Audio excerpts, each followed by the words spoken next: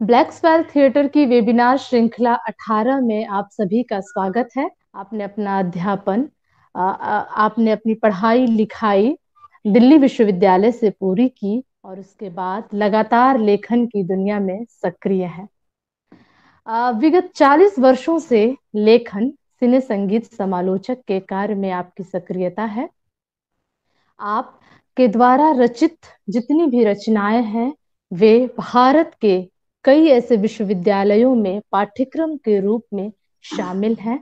आपकी कृतियां इस प्रकार हैं: मृत्यु के इंद्रधनुष, स्मृतियों के घेरे, नई जमीन नया आकाश, मौत का मध्यांतर, सपने मरते नहीं, श्रेष्ठ कहानियां, दीवार में रास्ता, कब्र का मुनाफा, सीधी रेखा, सीधी रेखा की परतें, बेघर आंखें, यह क्या हो गया, देह की कीमत, ढिबरी टाइट, कोख का किराया, पासपोर्ट का रंग, काला सागर आदि। आपकी कविता संग्रह जो है वे ये घर तुम्हारा है, मैं कवि हूँ इस देश का। इसके साथ ही आपको कई विभिन्न पुरस्कारों से पुरस्कृत भी किया जा चुका है, जिनमें महत्वपूर्ण है ब्रिटेन की महारानी एलिजाबेथ द्वितीय द्वारा मेंबर ऑफ ब्रिटिश एम्पायर की उपाधि, भारतीय उच्च आयोग लंदन द्वारा डॉक्टर हरिवंश राय बच्चन सम्मान, टाइम्स ऑफ इंडिया समूह एवं आईसीआईसीआई बैंक द्वारा एनआरआई ऑफ द ईयर 2018 सम्मान तथा डॉक्टर मोटूरी सत्यनारायण सम्मान, यूपी हिंदी संस्थान का प्रवासी भारतीय साहित्य भूषण सम्मान, हरियाणा राज्य साहित्य अकादमी तथा जिस धरती से आज आप जुड़े हैं महाराष्ट्र, महाराष्ट्र के साहित्य अकादमी पुरस्कार से भी आप सम्मानित किए जा चुके हैं। एक और महत्वपूर्ण बात, आपकी कहानियों पर विभिन्न विश्वविद्यालयों में अब तक 2 पीएचडी की डिग्री तथा 10 एमफिल डिग्री का जो है डिग्री हासिल की जा चुकी है। आपका एक बड़ा काम है साहित्य के संसार में। तो सर, बड़े ही आदर के साथ ब्लैक स्वेल थिएटर की वेबिनार श्रृंखला 18 में हम आपका स्वागत करते हैं। और जैसा कि आज का विषय है हिंदी सिनेमा में संगीत एवं गीतकार, तो हम चाहेंगे आप अपनी बात यहीं से शुरू करें सर। बहुत बहुत धन्यवाद बेटा। मैं ब्लैक सॉयल थिएटर से जुड़े हुए सभी पदाधिकारियों, विद्यार्थियों, तुम्हारे जितने भी आज के अतिथि हैं, उन सबको नमस्कार कहता हूँ। दरअसल भारत एक ऐसा अलग सा देश है जहाँ हम सब लोग फिल्मी गीत सुन सुनकर बड़े होते हैं। एक जमाना कभी रहा होगा जब लोक संगीत या जिसे फोक म्यूजिक कहा जाता है, जब गांव संस्कृति बहुत मजबूत थी, तो लोग फोक संगीत या लोकगीत सुन के बड़े होते थे। और हर त्योहार पर, हर मौके पर कोई ना कोई गीत ऐसा होता था जो हमारी दादी दादियां, नानी नानियां सब सुनाया करती थी। मगर ऐसा समय आया कि ज्यादा लोग अब शहरों में और महानगरों में रहने लगे और गांव के खुले घरों को छोड़कर बंबई जैसे शहर के फ्लैट्स में आके सिमट गए। तो जीवन में केवल सिनेमा और सिनेमा ही रहा, और सिनेमा के गीत गुनगुनाते गुनगुनाते हमने अपने जीवन के अर्थ समझने की कोशिश की। अब आप देखिए कि 1950 और 1970 के बीच का जो 2 दशकों का काल है, मैं उसे हिंदी सिनेमा के गीतों का स्वर्ण काल कहता हूं। अब क्योंकि हमारे यहाँ भक्ति काल है, कविताओं में हमारे यहाँ अलग अलग कालों में कविताओं को बांटा गया है, मगर कभी ये नहीं सोचा गया कि जो सिनेमा के गीत हैं, क्या उनमें कोई ऐसी खासियत है कि हम उन्हें साहित्य का हिस्सा माने। क्योंकि साहित्य का मुख्य उद्देश्य क्या है? यही तो है कि वो आम आदमी के जीवन के जितने भी इमोशंस हैं, जितनी भी भावनाएं हैं, उनका जो कम्युनिकेशन है वो समाज तक करे, और समाज में व्याप्त जितनी भी कमजोरियां बुराइयां हैं उन्हें अपने शब्दों के माध्यम से आम आदमी तक पहुंचाए और पूरे समाज को एक आईना दिखाए। 1950 से 1970 का जो काल है वो काल शंकर जयकिशन के उदय और अस्त का भी है। शंकर जयकिशन की पहली फिल्म 1949 में बरसात रिलीज हुई, जिसे राज कपूर ने बनाया था, और राज कपूर, नरगिस और प्रेमनाथ उसमें काम कर रहे थे। उसी फिल्म ने हमें दो नए गीतकारों से परिचित कराया, शैलेंद्र और हसरत जयपुरी, जो बाद में अगले 20 सालों तक शंकर जयकिशन की टीम का एक स्थायी हिस्सा बन गए। मुकेश उनसे जुड़े, तो राज कपूर के लिए मुकेश उनकी अपनी आवाज थे। तो ये 20 साल का काल वो है जब हमारे पास हिंदी सिनेमा के सबसे ज्यादा मधुर मेलोडियस गीत बनाने वाले संगीतकार मौजूद थे, जिनमें नौशाद, शंकर जयकिशन का नाम मैं ले ही चुका हूं, सचिन देव बर्मन, मदन मोहन, सी रामचंद्र, ये कुछ ऐसे नाम थे जिन्होंने हिंदी सिनेमा को कुछ ऐसे अमर गीत दिए जो कभी भी किसी भी पीढ़ी के दिमाग से निकल नहीं सकते। पीढ़ी दर पीढ़ी ये गीत हमारे साथ चले आए, और यहाँ तक के शादियों में बैंड वाले जो कलाकार हैं, जो बैंड में इंस्ट्रूमेंट्स बजाते हैं, वो भी इन्हीं गीतों का इस्तेमाल करते हैं अपनी धुनों में जब बारात चलती है। जैसे बाद के दिनों में वर्मा मलिक का एक गीत है, जैसे हम नेशनल एंथम की बात करते हैं, राष्ट्रीय गीत की बात करते हैं, तो वर्मा मलिक ने एक शादी एंथम लिखा जो आज तक तमाम शादियों में बैंड वाले बजाते ही हैं, कि आज मेरे यार की शादी है। तो आप सोचिए किस तरह से हम जुड़ गए हैं फिल्मी गीतों से, पैदा होने से लेके और मरने तक जितने भी हमारे निजी रस्में रिवाज होते हैं, त्योहार होते हैं, उन सब के लिए सिनेमा में कोई ना कोई गीत हमेशा मौजूद रहता है। फिर वो चाहे राखी हो, चाहे होली हो, चाहे दिवाली हो। इन गीतकारों में कुछ ऐसे भी थे जो उर्दू में शायरी ज्यादा करते थे सिनेमा के लिए। जैसे मैं कल ही एक गीत सुन रहा था साहिर लुधियानवी का, फिल्म धर्मपुत्र के लिए, तो उन्होंने एक शब्द इस्तेमाल किया, रास्ता पुरखतर है। अब देखिए, उस समय शायद सब लोग ऐसी गंगा जमुनी जबान बोलते होंगे कि उन्हें रास्ता पुरखतर समझ में आ जाता होगा, मगर आज की अगर युवा पीढ़ी से हम कहें कि रास्ता पुरखतर क्या होता है, तो वो बेचारे बगले झांकेंगे। उन्हें नहीं समझ में आएगा कि किसी खतरनाक रास्ते की बात हो रही है, और खतरनाक को पुरखतर कहा जा रहा है। इसी तरह से हसरत जयपुरी ने एक गीत लिखा था, और मैं उसे बचपन में गलत समझ गया, और जब मैं 30-35 साल का हुआ तब तक मैं उसे वही समझता रहा। क्योंकि हसरत जयपुरी ने लिखा कि तेरी प्यारी प्यारी सूरत को किसी की नजर न लगे, चश्मे बद दूर। अब ये शायरी के हिसाब से भी गलत है, क्योंकि चश्मे बद के बाद जब दूर आता है तो दो द मिल जाते हैं, और सुनने में लगता है चश्मे बद्दू। तो मैं उसे चश्मे बद्दू ही गाता रहा 30-35 साल की उम्र तक, और फिर मुझे समझ में आया कि भाई नहीं, ये शब्द का मतलब कुछ और है। तो ये लोग थे जो शायरी पहले करते थे, जिनमें मजरू सुल्तानपुरी, कैफी आजमी, शकील बदायूनी, और और बहुत से शायर थे जो जैसे नक्श रायलपुरी, असद भोपाली, ये सब लोग शायरी पहले करते थे और ये गीतकार बाद में बने। लेकिन एक पूरी धारा हमारे यहाँ है जो शुद्ध हिंदी के गीत लिखती रही सिनेमा के, और वो हिंदी का साहित्य रचती रही सिनेमा में।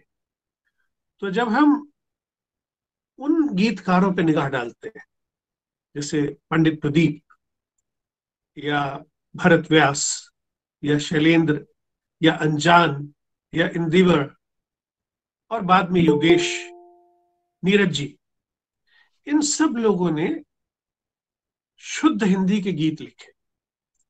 जैसे देखती ही रहो आज दर्पण में तुम, प्यार का ये मुहूर्त निकल जाएगा, तो इसमें उर्दू के शब्द नहीं है, मगर मैं आपको एक गीत सुनाने जा रहा हूं भरत व्यास का, जो एकदम अद्भुत है इस मामले में कि उसमें लगभग आपको लगेगा गीत सुनकर कि कहीं ये जयशंकर प्रसाद का तो नहीं है, और वो सिनेमा का गीत है।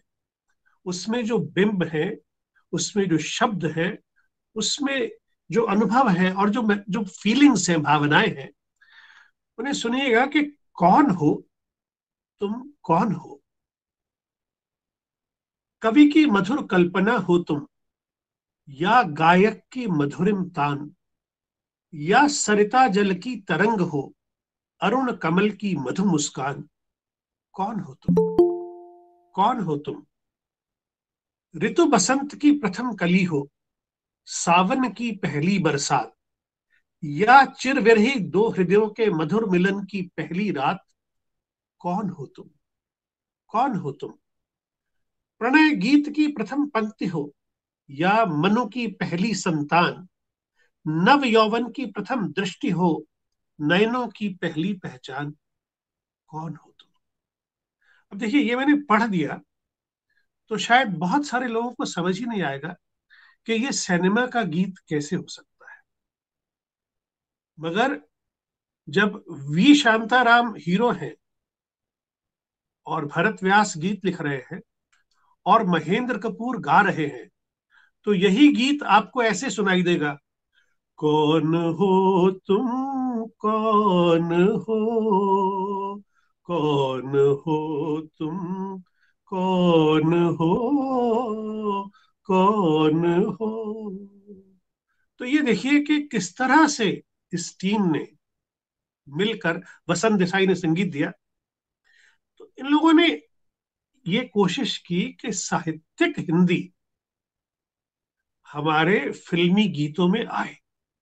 अब ये जो पोर्शन था ये मिलन का था। इसी फिल्म में, जिस फिल्म का नाम स्त्री है, जो दुष्यंत और शकुंतला के चरित्रों पर आधारित फिल्म बनाई गई थी, फिर विरह होती है। तो यही गीत अब विरह में कैसे बदल जाता है, शब्द वही हैं। तो वो कहते हैं, तुम आषाढ़ की प्रथम घटा हो, या पहला बिजली का बान, या रिमझिम पहली फुहार की, विरही नयन की अश्रु समान। कौन हो तुम। विकल सिंधु में कर्ण बिंदु हो, घन घूंघट में इंदु समान, मूक हृदय की छुपी हुक हो, दुखी जगत के कंपित प्राण। कौन हो तुम, कौन हो।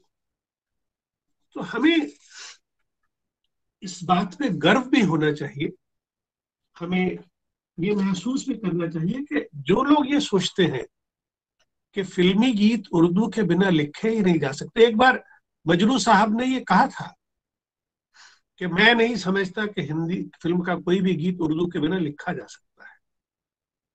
तो ये जो भरत व्यास हैं, जो अनजान है, जो पंडित प्रदीप हैं, ये साबित करते हैं, या हमारे पंडित नरेंद्र शर्मा जिन्होंने लिखा ज्योति कलश छलके, या जिन्होंने लिखा सत्यम शिवम सुंदरम, ईश्वर सत्य है, सत्य ही शिव है, शिव ही सुंदर है, इन सब ने एक पूरी परंपरा कायम रखी।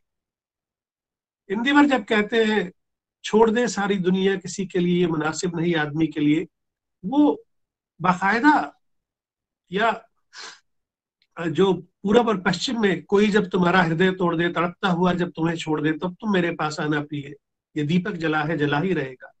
तो इन लोगों ने हिंदी के कुछ इस तरह के गीत रचे और एक पूरी परंपरा बना दी कि ऐसा भी हो सकता है कि हिंदी कविता, हिंदी गीत जो कि स्तरीय हैं, जिनमें बाकायदा अच्छे बिंब हैं, अच्छी कविता है।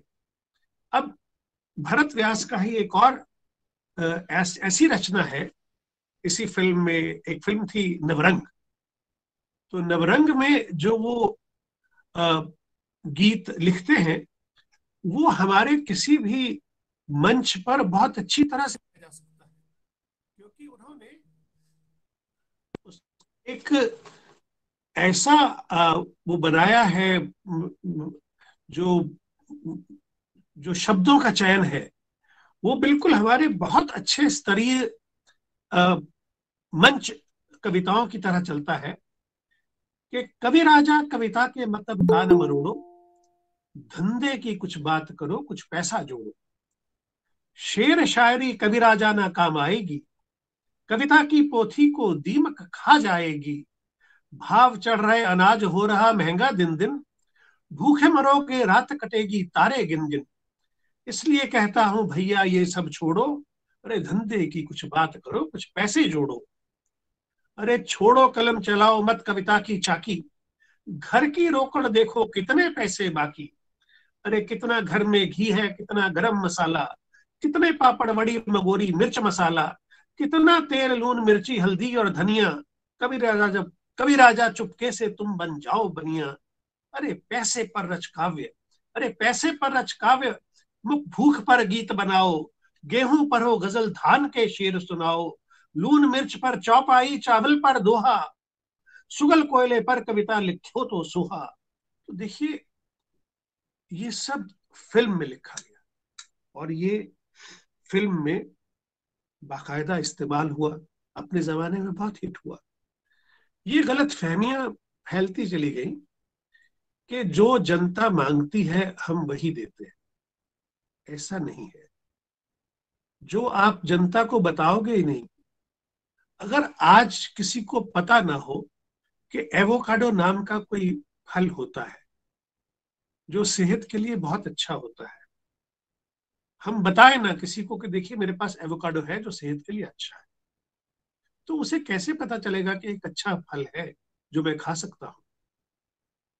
इसी तरह से अगर हम परोसेंगे ही गंद, तो मजबूर मजबूर कर देंगे गीतकार को। एक गीतकार है जो सिनेमा के लिए लिखता है, घर से चले थे हम तो खुशी की तलाश में, गम राह में खड़े थे वही साथ हो लिए। उनको ये शिकायत है कि हम कुछ नहीं कहते, अपनी तो ये आदत है कि हम कुछ नहीं कहते। फिर वही शाम वही गम वही तन्हाई है, दिल को बहलाने तेरी याद चली आई है। ये जिंदगी उसी की है जो किसी का हो गया, प्यार ही में खो गया। अब इस तरह के गीत लिखने वाले व्यक्ति को अगर कोई प्रोड्यूसर मजबूर करे कि भाई आपको ऐसा गीत लिखना है जो हमारे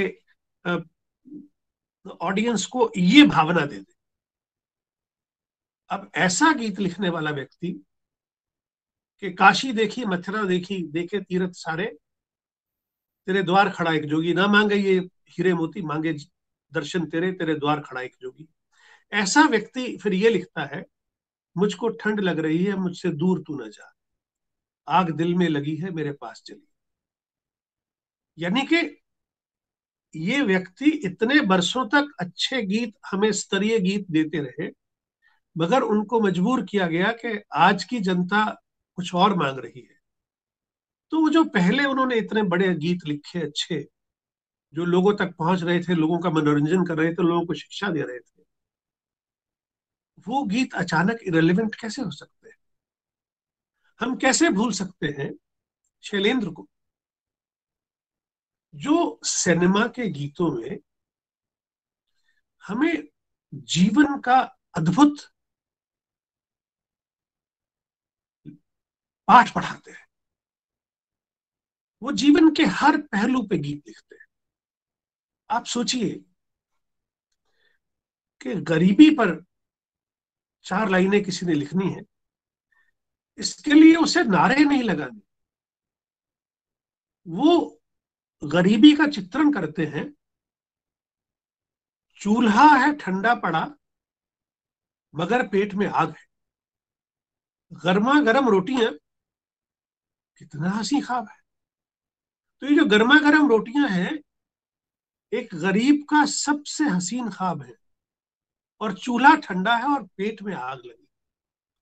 क्या यकीन होता है कि ये एक ऐसी फिल्म का गीत है जिसके हीरो शम्मी कपूर हो, साथ में माला सिन्हा और राजकुमार हो, गुंडों की फिल्म हो, और उसमें शैलेंद्र जगह ढूंढ लेते हैं।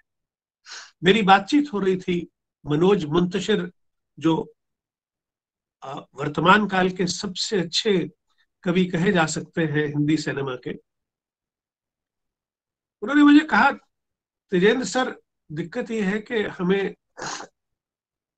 सिचुएशंस नहीं मिलती गाने की, तो हम गाने कैसे लिखें अगर सिचुएशन ना मिले।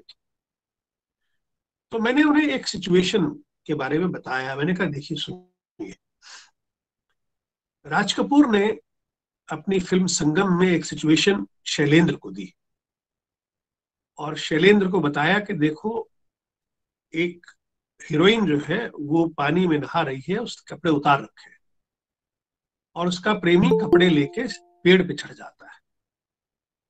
तो ऐसी सिचुएशन में एक गाना लिखना है कि प्रेमी प्रेमिका को छेड़ रहा है। अब अगर कोई छोटा गीतकार होता तो वो कोई सेंसुअल सा गीत लिख देता, मगर शैलेंद्र ऐसा नहीं करते। शैलेंद्र लिखते हैं, मेरे मन की गंगा और तेरे मन की जमुना का, बोल राधा बोल संगम होगा कि नहीं। देखिए, उस सेंसुअस सिचुएशन को कितनी खूबसूरती से शैलेंद्र राधा और कृष्ण के लेवल तक ले जाते हैं। तो सिचुएशन कैसी भी हो, अगर आप गीतकार अच्छे हैं, अगर आपके संस्कार अच्छे हैं, तो आप किसी भी सिचुएशन के लिए ऐसे शब्द चुन लेंगे, ऐसे शब्द लिखेंगे जो आम आदमी को, जो आम पाठक को, जो श्रोता को वो आ, उस लेवल तक ले जाए जो लेवल प्यार का हाईएस्ट लेवल है। तो शारीरिक स्तर से शैलेंद्र सबको उठा के आत्मिक स्तर पे ले जाते हैं, उस सीन में जहां पूरा स्कोप था एक सेंसुअल गाना लिखने का। शैलेंद्र की खासियत एक और भी है कि वो गीतकार की परिभाषा देते हैं अपने गीतों में। कहते हैं कि काम नए नित गीत बनाना, और गीत बना के जहां को सुनाना, और कोई ना मिले तो अकेले में गाना। अब देखिए, गीतकार इससे बढ़िया और क्या समझा सकते हैं हम, कि गीतकार को किसी की परवाह नहीं, उसे कोई सुन रहा है, उसे कोई पढ़ रहा है, उसके दिमाग में जब बात आती है वो गीत लिख देता है। उसका काम है नित नए गीत बनाना, नित नई बातें लोगों तक पहुंचाना, ये उसका काम है, और फिर वो सुनाता है। मगर कोई भी ना मिले सुनने वाला तो वो लिखना बंद नहीं करता, वो फिर भी लिखता चला जाता है, क्योंकि स्वांता सुखाय जैसी कोई चीज है। उसे अपने मन की बात कागज पे उतारनी है। जब तक वो नहीं उतार देगा, उसका प्रजेशन नहीं होगा, उसका दिमाग में टेंशन खत्म नहीं होगी। उसके गीत का जन्म बहुत जरूरी है कि वो हो जाए।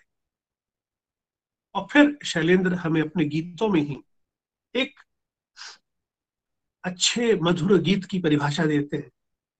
कहते हैं कि है सबसे मधुर वो गीत जिन्हें हम दर्द के सुर में गाते हैं। अब ये देखिए, यहाँ पे वो शैली, जो अंग्रेजी के कवि हैं, उनका जो वो तो स्काइलार्क है, उसमें एक पंक्ति है, we look before and after and pine for what is not, our sincerest laughter with some pain is fraught, our sweetest songs are those that tell of the saddest thought। तो अंग्रेजी सभ्यता में वो गीत महान है जिसमें सैडेस्ट थॉट है, वो गीत मीठा है जिसमें सैडेस्ट थॉट है। मगर भारतीय, क्योंकि कृषि प्रधान देश है भारत हमारा, और हमारी जड़ें किसानों के साथ जुड़ी हुई हैं, हम जब फसलें उगती हैं तो हम नाचते हैं। हमारी हर चीज में रिदम है, सुर है। तो शैलेंद्र जब लिखते हैं, उनके लिए मधुर गीत वो है जिनमें दर्द के सुर है। वो थॉट से ज्यादा सुर को महत्व देते हैं। और एक बहुत बड़ी खासियत शैलेंद्र में ये है कि वो हमारे आज के कवियों की तरह, या उस जमाने के जैसे शायर लिखते थे, जला दो इसे, फूंक डालो ये दुनिया, मेरे सामने से हटा लो ये दुनिया, तुम्हारी है तुम ही संभालो ये दुनिया, ये दुनिया अगर मिल भी जाए तो क्या है, वक्त ने किया क्या हंसी सितम, ये जो उन्होंने लिखा कैफी साहब ने, तुम रहे न तुम, हम रहे न हम। शैलेंद्र बहुत ज्यादा आशावादी है। वो शैली की तरह सोचते हैं, जैसे शैली कहते हैं, if winter be here can spring be far behind. तो वो शैलेंद्र कहते हैं, जब गम का अंधेरा घिरा है, समझो कि सवेरा दूर नहीं। आप ये सोचिए, ये जो दो पंक्तियां हैं, ये आज के कोरोना काल के लिए कितनी अद्भुत फिट बैठती हैं कि आज गम का अंधेरा है। आज कोरोना की वजह से दुनिया भर में लाखों लोग मर गए हैं। भारत में 21 लाख लोगों को कोरोना हुआ और उनमें से बहुत सारे ठीक भी हुए, मगर फिर भी कुछ लोग चले गए। तो शैलेंद्र कहते हैं, जब गम का अंधेरा घिरा है, समझो कि सवेरा दूर नहीं। हर रात का है पैगाम यही, तारे भी यही दोहराते हैं।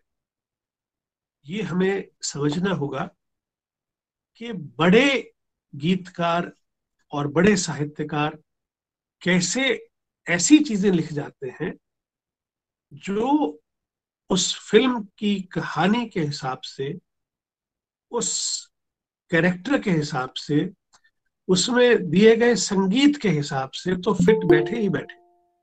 मगर जब फिल्म हट जाए, दशकों बीत जाए, फिर भी उनकी लिखी हुई पंक्तियां हमारे जीवन को आज भी चले, कि वही गीत जो उस समय लिखे गए थे वो हमारे जीवन पर आज भी लागू होते हैं। आप, बूट पॉलिश एक फिल्म थी जो मुझे लगता है कि इस मामले में सबसे ज्यादा बेहतरीन फिल्म थी। कि वो फिल्म राज कपूर ने अपने असिस्टेंट पीएन अरोड़ा को दी कि ये फिल्म बनानी। तो पीएन अरोड़ा ने फिल्म शूट करके और राज कपूर को दी। तो राज कपूर बहुत नाराज हुए। उन्होंने कहा कि ये बताओ, ये फिल्म बनाई है या डॉक्यूमेंट्री बनाई है? क्या मैंने तुम्हें बूट पॉलिश करने वाले बच्चों पर डॉक्यूमेंट्री बनाने के लिए कहा था? तो राज कपूर ने सारी फिल्म को देखा, उसकी कुछ एडिटिंग की, कुछ नई शूटिंग की, और तब तक उस फिल्म में एक भी गाना नहीं था। शंकर जयकिशन और शैलेंद्र को बुलाया गया कि इस फिल्म में कहां कहां गाने डाले जा सकते हैं। अब आप सोचिए, स्क्रिप्ट में पहले कहीं गाने नहीं थे बूट पॉलिश में, और उन बच्चों की कहानी को देखकर शैलेंद्र को गीत लिखने थे। तो शैलेंद्र कहते हैं कि आने वाली दुनिया में सबके सर पे ताज हो, ये बूट पॉलिश करने वाले बच्चों का सपना है। और क्योंकि 1947 में भारत आजाद हुआ, तो शैलेंद्र नेहरू जी से एक मामले में प्रभावित थे कि नेहरू जी भी स्वप्न दृष्टा थे। वो भारत को लेके कुछ सपने बुनते थे। शैलेंद्र भी उसी तरह भारत को लेके सोचते थे कि ये चमन हमारा अपना है, इस देश पे हमको नाज है। मत कहो कि सर पे टोपी है, कहो सर पे हमारे ताज है। तो उनके लिए आजाद भारत हर भारतवासी के लिए एक स्वर्ग जैसी जगह होगी। सबके सर पे ताज होगा, आने वाली दुनिया में सबके सर पे ताज होगा। ना भूखों की भीड़ होगी, ना दुखों का राज होगा। बदलेगा जमाना, ये सितारों पे लिखा है। सोचिए क्या सोच है उस इंसान की। और सिनेमा में, जिसे हम गंभीर लेखन नहीं मानते, इसीलिए मैं कहता हूं जो 1950 से 1970 का काल है वो एकदम अद्भुत है। जब राजा मेहंदी अली खां लिखते हैं वतन की राह में वतन के नौजवान शहीद हो, जब राजा मेहंदी अली खां लिखते हैं कि तू जहां जहां चलेगा मेरा साया साथ होगा, तू अगर उदास होगा तो उदास होंगी मैं भी, नजर आऊं या ना आऊं तेरे साथ होंगी मैं। जब वो अनपढ़ में लिखते हैं कि जो उनकी बड़ी फेमस गजल है, आपकी नजरों ने समझा प्यार के काबिल मुझे,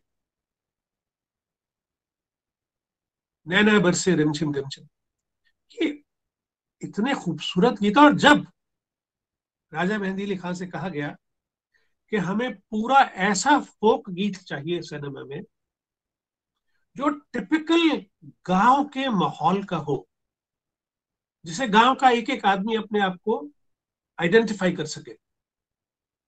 अब राजा मेहंदी अली खां झेलम में पैदा हुए, जो पाकिस्तान में है। जब पार्टीशन हुआ तो राजा मेहंदी अली खां शायद वो विरले मुसलमान थे जो पाकिस्तान छोड़ के भारत आ गए। देखिए, लोग भारत छोड़ के उस नए मुल्क में जा रहे थे जिसका नाम पाकिस्तान था। राजा मेहंदी अली खां पाकिस्तान में रहते थे जो पाकिस्तान बन गया था। उन्होंने कहा नहीं, मेरा देश इधर है।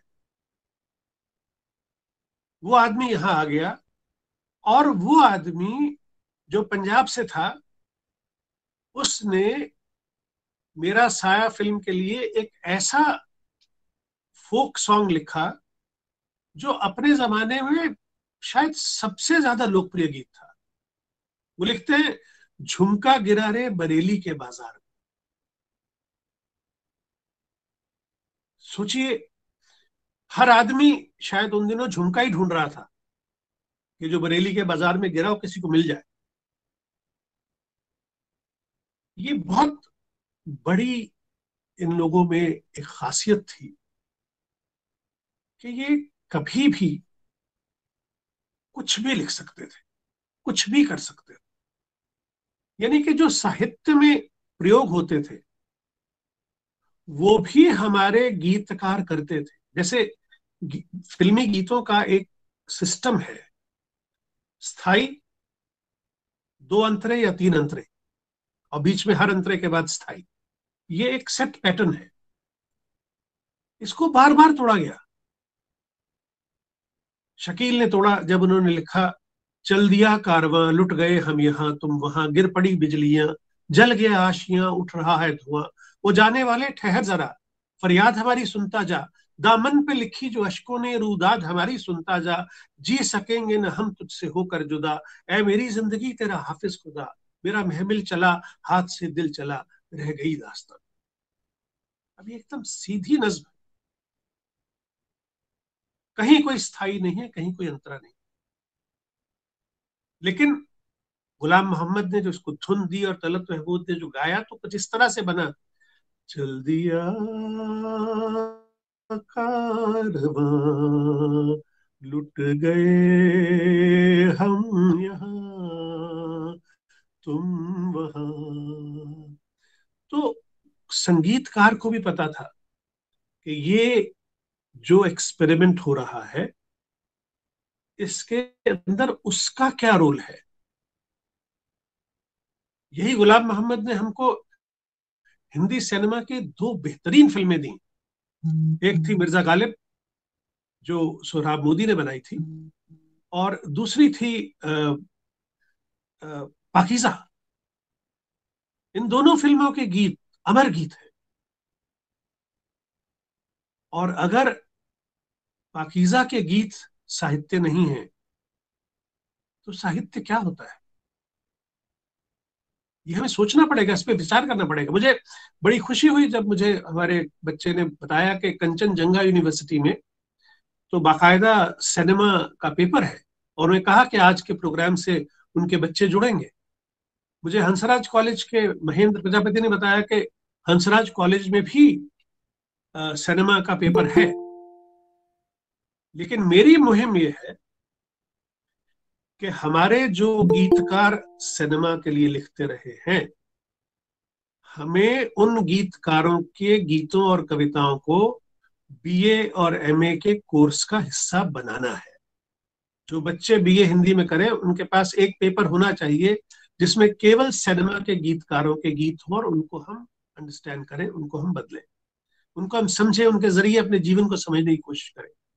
सर वर्धा के भी विश्वविद्यालय में है सिने संगीत करके एक पेपर है सर। जी, वही जी मैंने कहा कि अच्छी बात है, जी।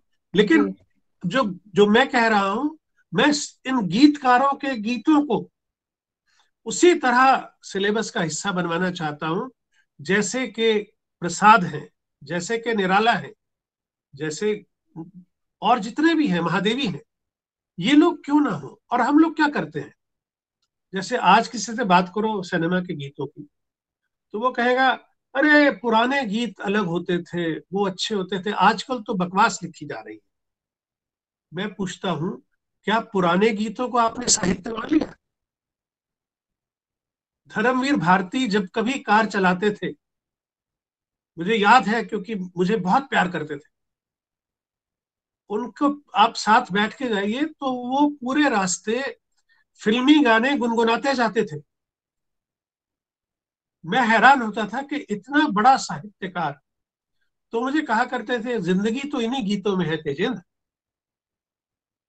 तो धर्मवीर भारती कार चलाते हुए अपने पुराने फिल्मी गीतों को गुनगुनाते रहते थे। लेकिन जब पढ़ाई के लिए गीतों की बात होती है तो कह दिया जाता है कि नहीं ये तो फिल्मी है। अब मेरा सवाल ये है, देखिए, फिल्मी गीत और साहित्य कौन तय करेगा? अगर बुंदेले हर बोलों के मुख हमने सुनी कहानी थी, खूब लड़ी मर्दानी वो तो झांसी वाली रानी थी, ये तो साहित्य है। इसे हम 5वीं 6वीं 7वीं क्लास में पढ़ते। सुभद्रा कुमारी चौहान ने लिखा, हमने इसको मान लिया। अब झांसी की रानी की कहानी साहित्य है, लेकिन महात्मा गांधी की कहानी साहित्य नहीं है। जब राजेंद्र कृष्ण लिखते हैं, सुनो सुनो है दुनिया वालों बापू जी की अमर कहानी, वो बापू जो पूजे थे इतने जितना गंगा माँ का पानी, तो ये साहित्य क्यों नहीं है? ये उन्हीं बच्चों को क्यों नहीं पढ़ाई जा सकती जिन बच्चों को सुभद्रा कुमारी चौहान की कविता पढ़ाई जा रही है? जो पांडे जी की कविता है चेतक, रण बीच चौकड़ी भर भर कर चेतक बन गया निराला था, वो तो साहित्य है। लेकिन जब भरत व्यास लिखते हैं, वो पवन वेग से उड़ने वाले घोड़े तुझ पे सवार है जो मेरा सुहाग है वो रखियो रे आज उसकी लाज, मैं तो इसे पांडे जी से बेहतर कविता मान रहा हूं क्योंकि उन्होंने अभी तक चेतक का नाम नहीं लिया अपनी कविता में। डायरेक्ट कविता नहीं है। पवन वेग से उड़ने वाला घोड़ा हम जानते हैं चेतक ही होगा, लेकिन वो कहते हैं कि तेरे कंधों पे आज भार है मेवाड़ का, यानी कि चेतक को इंसान बना दिया है, उसके कंधे भी हैं, उन कंधों पे वो मेवाड़ का पूरा भार रख के चल रहा है क्योंकि महाराणा प्रताप उस पर बैठे हैं। तेरे कंधों पर आज भार है मेवाड़ का, करना पड़ेगा तुझे सामना पहाड़ का। हल्दी घाटी में लड़ाई हो रही है और अकबर जैसा पहाड़ सामने है जिससे चेतक को लड़ना है और राणा को बचाना है। तो इतने महत्वपूर्ण गीत जो सिनेमा में थे, वो केवल इसलिए पाठ्यक्रम का हिस्सा ना बने क्योंकि वो सिनेमा में थे। ये अन्याय हम कब तक सहते रहेंगे?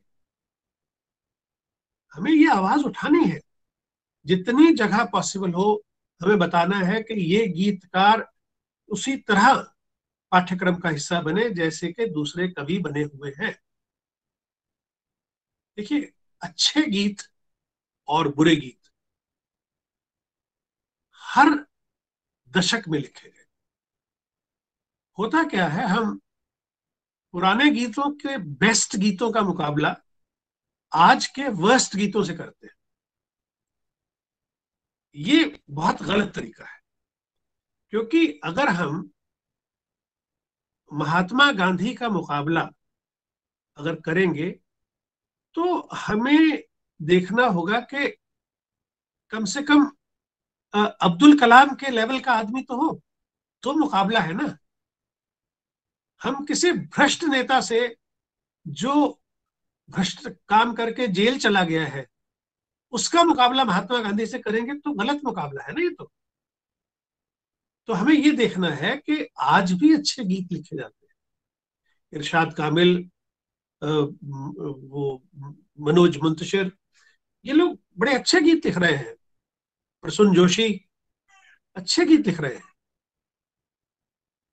तो मेरा कहना ये है, हम जब भी पेपर बनाएंगे, अच्छा एक बात और आपसे सबसे सवाल पूछता हूँ, जब निराला, प्रसाद, महादेवी वर्मा लिख रहे थे, सुमित्रा रंजन पंत, क्या पूरे भारत में केवल ये चार लोग ही लिख रहे थे? बाकी और कोई कवि था नहीं? भाई 50,000 और कवि भी तो लिख रहे थे, लेकिन पाठ्यक्रम में ये चारों लगते हैं ना। तो हमें पाठ्यक्रम में वही फिल्मी गीतकार लगाने हैं, उनके गीत लगाने हैं जिनके गीत उस स्तर के हैं जो हम विद्यार्थियों को पढ़ा सकें। हम कहाँ कह रहे हैं कि कोई फजूल के गीत लें। आप ये देखिए, श्रृंगार रस की जहां बात करते हैं, श्रृंगार रस तो फिल्मी गीतों के अलावा कहीं है नहीं। और कितनी बड़ी फिलॉसफी देते हैं शायर, संसार से भागे फिरते हो, संसार से तुम क्या पाओगे, इस लोक को जो अपना ना सके तो उस लोक को क्या अपनाओगे। और आगे लिखते हैं वो कि ये भोग भी एक तपस्या है, तुम त्याग के बारे क्या जानो। ये भोग भी एक तपस्या है, तुम त्याग के मारे क्या जानो। अपमान रचयिता का होगा, अपमान रचयिता का होगा, रचना को अगर ठुकराओगे, संसार से भागे फिरते हो, संसार से तुम क्या पाओगे। पूरी फिलॉसफी है जिंदगी की, जिसे साहिर ने हमारे सामने रखा। साहिर इसी तरह एक कव्वाली है जो शुरू होती है, ना तो कारवां की तलाश है, ना तो हम सफर की तलाश है। उस कहानी, उस कव्वाली के अंत में साहिर ने जो लिखा है, अगर आज का कोई शायर लिख दे तो उसके अगेंस्ट फतवा जरूर जारी हो जाएगा। साहिर कहते हैं, अल्लाह और रसूल का फरमान इश्क है, हदीस इश्क है, कुरान इश्क है, गौतम का और मसीह का फरमान इश्क है, ये कायनात इश्क है और जान इश्क है। इश्क सरमत, इश्क ही मंसूर है, इश्क मूसा, इश्क कोहे तूर है। खाक को बुत और बुत को देवता करता है इश्क, इंतहा ये है कि बंदे को खुदा करता है इश्क। आप सोचिए, इस तरह की कविता कैसे हम कह सकते हैं कि हम इसे कॉलेज में पढ़ाएंगे नहीं। जो इंसान को भगवान बनाने का पूरा प्रोसेस बता रही है, ये बड़े लोग थे, ऐसी बातें लिख गए और चंद मिनटों में लिख जाते थे। हमें इनके लेखन में जो गूढ़ रहस्य है उनको पकड़ना है। कई बार तो ऐसा भी हुआ है, मैं आपको बताऊं कि एक गीत है जिसे आप लोगों ने बहुत बार सुना होगा, और हम उसे एमी चलताऊ गीत समझ के सुन लेते हैं, कभी ध्यान से नहीं सुना। देखिए, ना इज्जत की चिंता, ना फिक्र कोई अपमान की, जय बोलो बेईमान की, जय बोलो। अब ये तो स्थाई हो गई। फिल्मी गीत में वर्मा मलिक बेईमान की व्याख्या करते हैं और कहते हैं, बेईमान के बिना मात्रे होते अक्षर चार। अगर बेईमान में से ए और आ निकाल दिया जाए तो बेईमान में चार है। बी से बदकारी, ई से ईर्ष्या, म से बने मक्कार। बेईमान के बिना मात्रे होते अक्षर चार, बी से बदकारी, ई से ईर्ष्या, म से बने मक्कार, न से नमक हरामी, समझो हो गए पूरे चार।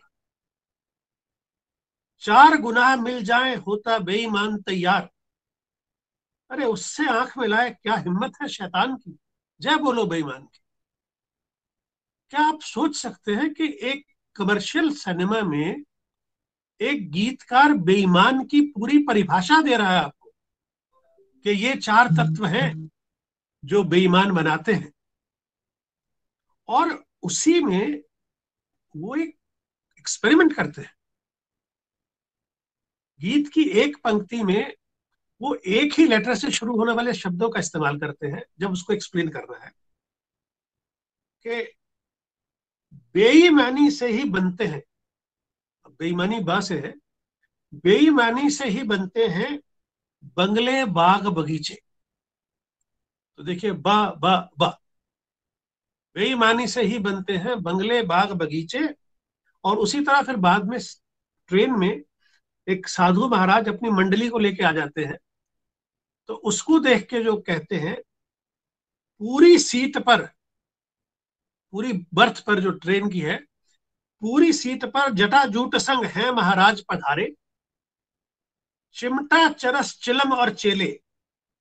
अब ये चार चा है, चिमटा चरस चिलम और चेले साथ साथ हमारे। तो आप ये सोचें कि सिनेमा के गीत केवल शब्द नहीं भर दिए गए, उनके पीछे एक पूरी सोच है। और सिनेमा का गीतकार भी पूरी मेहनत के साथ स्थितियों को देखते हुए लिखता है। वर्मा मलिक को बेईमान और पहचान के लिए फिल्म फेयर के अवार्ड भी मिले। तो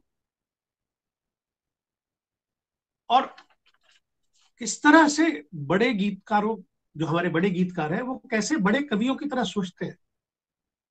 जैसे गालिब कहते हैं, यूं तो मालूम है जन्नत की हकीकत, लेकिन दिल के बहलाने को गालिब ही ख्याल अच्छा है। तो उन्होंने फिरकी ली है जन्नत की कि ये ख्याल से आगे कुछ नहीं है भाई, सिर्फ ख्याल है। लेकिन शैलेंद्र उसको एकदम चैलेंज की तरह लेते हैं, और वो आम आदमी को चैलेंज करते हैं, तू जिंदा है, तू जिंदगी की जीत पे यकीन कर। मरी हुई कौम को समझा रहे हैं कि तू जिंदा है, तू जिंदगी की जीत पे यकीन कर। अगर कहीं है स्वर्ग तो उतार ला जमीन पर। मान ये भी नहीं रहे कि है स्वर्ग, मान वो भी नहीं रहे कि स्वर्ग है, मगर ये चैलेंज दे रहे हैं कि अगर कहीं स्वर्ग है भाई, तो जमीन पे ले आओ उसको, तू तो जानदार चीज है। तो ऐसा काम करके दिखा कि वो स्वर्ग जो कहीं सातवें आसमान पे है, वो धरती पे आ जाए। ये महानता थी इन बड़े गीतकारों की। जब, क्योंकि ये लेफ्टिस्ट थे, शैलेंद्र कम्युनिस्ट थे अपनी विचारधारा में, तो फिल्मी गीतों में कैसे अपनी सोच ले आते थे ताकि लोगों को पता रहे कि मैं क्या सोचता हूं। अब ये गाना आपने 1 लाख बार सुना होगा कि मेरा जूता है जापानी, ये पतलून इंग्लिस्तानी, सर पे लाल टोपी, रूसी फिर भी दिल है। यहां तक सुनते हैं, आगे हम परवाही नहीं करते। मगर आगे कहते हैं, होंगे राजे राजकुंवर, हम बिगड़े दिल शहजादे, हम सिंहासन पर जा बैठे जब जब करे इरादे। सिंहासन खाली करो जनता आती। ये है फिल्मी गीत जिन्हें हमें समझना होगा। और समझने के बारे में जो शैलेंद्र की एक बात है, वो हम सबको अपने पल्ले बांध लेनी चाहिए। अपनी फिल्म के गीत में कहते हैं, कुछ लोग जो ज्यादा जानते हैं इंसान को कम पहचानते हैं। तो हम इसी चक्कर में लगे रहते हैं कि हमारी नॉलेज बहुत ज्यादा, हमें बहुत आता है। तो मैं आपको ये बता रहा हूं कि आज मैंने जितने शब्द बोले हैं, जो कुछ कहा है, वो आप सबको आता है। सिर्फ आपने कभी उस पर ध्यान नहीं दिया। वो आपके पास था, आप भी उसको ठीक वैसे ही देखते थे जैसे मैं देखता हूँ। आपने भी उनको सुन के इतना ही आनंद लिया जो मैंने लिया, लेकिन मैंने उनको एक सूत्र में बांधने की कोशिश की, ताकि एक बंधी हुई चीज आपके सामने आएगी तो आप अपनी सोच में थोड़ा सा और बदलाव ला सकते हैं। देखिए, एक्सपेरिमेंटेशन की हम बात कर रहे थे। कैफी साहब ने भी एक्सपेरिमेंट किया कि मैं ये सोचकर उसके दर से उठा था, वो रोक लेगी, मना लेगी मुझको। हवाओं में लहराता आता था आंचल कि दामन पकड़कर बैठा लेगी मुझको। कदम ऐसे अंदाज से उठ रहे थे कि वो रोक लेगी, मना लेगी मुझको। मगर उसने रोका, न मुझको बुलाया, न दामन ही पकड़ा, न वापस बुलाया। यहां तक आहिस्ता आहिस्ता बढ़ता ही आया, यहां तक कि उससे जुदा हो गया। देखिए, कहीं स्थायी और अंतरा नहीं है ना। और नीरज ने तो बिल्कुल पूरी तरह से हिंदी सिनेमा के गीतों के ईडियम को बदलने की कोशिश की। अब आप सोचिए, क्या आप ऐसा गीत हिंदी सिनेमा में सोच सकते हैं? ए भाई, जरा देख के चलो, आगे ही नहीं पीछे भी, बाएं ही नहीं दाएं भी, ऊपर ही नहीं नीचे भी। ये तेरा घर नहीं, गली नहीं, कुचा नहीं, दुनिया है। और दुनिया मतलब, कहीं कोई वो रिदम है, वो मेलोडी है जो सिनेमा के गीत से एक्सपेक्टेड है? और जीवन है शो 3 घंटे का, पहला घंटा बचपन है, दूसरा जवानी, तीसरा बुढ़ापा। किस तरह से वो अपने गीतों के जरिए इतनी बड़ी बड़ी बातें कहते हैं, और कैसे सिनेमा में गीतों का एक्सपेरिमेंट करते हैं। और राज कपूर तो इस एक्सपेरिमेंट के प्रणेता थे, उन्होंने तो शुरुआत की थी। वो अपनी फिल्मों में एक के बाद एक 2 गीत लगा देते थे। जैसे श्री 420 में, मुड़ मुड़ के ना देख मुड़ मुड़ के, जिंदगानी के सफर में तू अकेला ही नहीं, हम भी तेरे हम सफर है। और वो गीत खत्म होता है, उसका जक्स्टापोजिशन है कि नरगिस बैठी हुई है और नादिरा कह रही है मुड़ मुड़ के ना देख। और सेठ सोनाचंद धर्मानंद समझा रहे हैं राज कपूर को, क्योंकि नरगिस का नाम विद्या है, नादिरा का नाम माया है।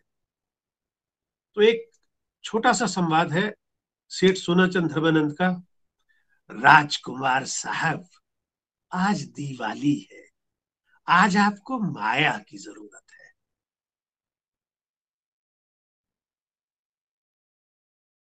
तो माया कह रही है मुड़ मुड़ के ना देख, कि चौखट के बाहर लुटी पिटी बैठी है।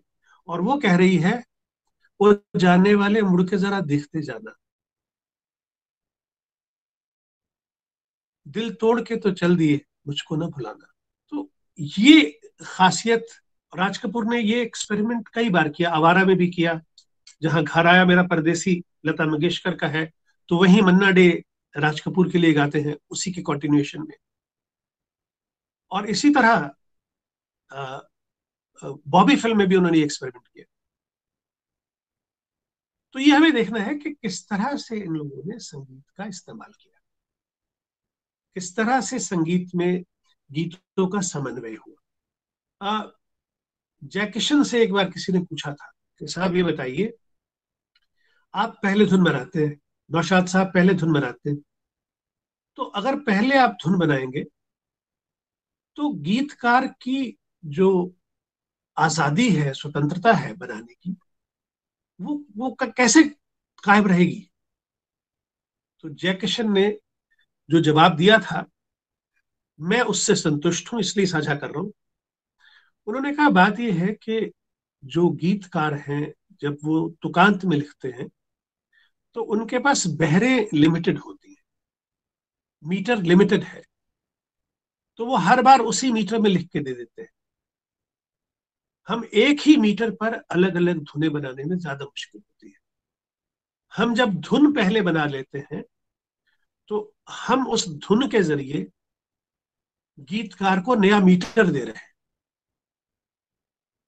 अब आप मीटर देखिए कि भाई ऐसे भी गीत हैं जिनमें चार चार लाइनों के बंद हैं, ऐसे भी हैं जिनमें दो दो के हैं, ऐसे भी हैं जिनमें तीन तीन के। ये एक्सपेरिमेंटेशन इसलिए पॉसिबल है क्योंकि संगीतकार ने धुन बना के मीटर दे दिया। हम जब भी लिखते हैं हम भी तो गुनगुनाते हैं अपनी गजलों को, नज्मों को। तो अगर हम संगीतकार की धुन में गुनगुना लेंगे तो क्या दिक्कत है?